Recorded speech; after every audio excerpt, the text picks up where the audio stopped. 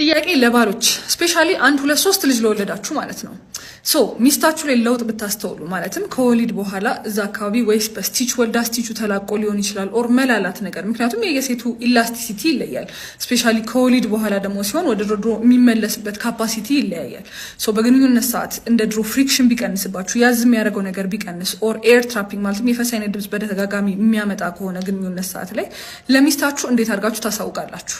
እኔ ያጋጠመኝ ልንገራችሁ። ምክንያቱም ቫጂናል ታይትኒንግ ወይም ብልት የማጥበብ ኦር ስቲች የማሰራት የሚመጡ ሴቶች የሚነግሩኝ ማለት ነው።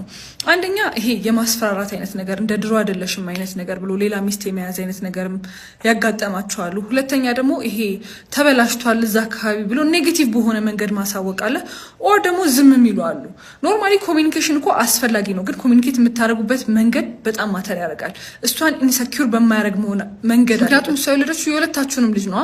ሶ ማሰብ ያለባችሁ እናንተ በወለዳችሁ ቁጥር ብልት የማነስ አይነት ነገር ቢመጣ ከመውለድ አይከለክላችሁም። ኦፍኮርስ ልጅን የመሰለ ነገር የለም፣ ግን እንዴት ተደርጎ ቢነገራችሁ ደስ ይላል። ፕላስ አሁን ሕክምና ያለበት ሰዓት ላይ ነው ያለው። ማለትም ብልት የመላላት አይነት ነገር ካለ መጀመሪያ ኬግልስ ትሞክራለች። ኬግልሱ ካልተሰካ ግን ቫጂናል ታይትኒንግ በቀላል ቀዶ ጥገና መስተካከል የሚችል ነገር ነው። ስለዚህ እንዴት አድርጋችሁ እንደምታሳውቋቸው ንገሩኝ።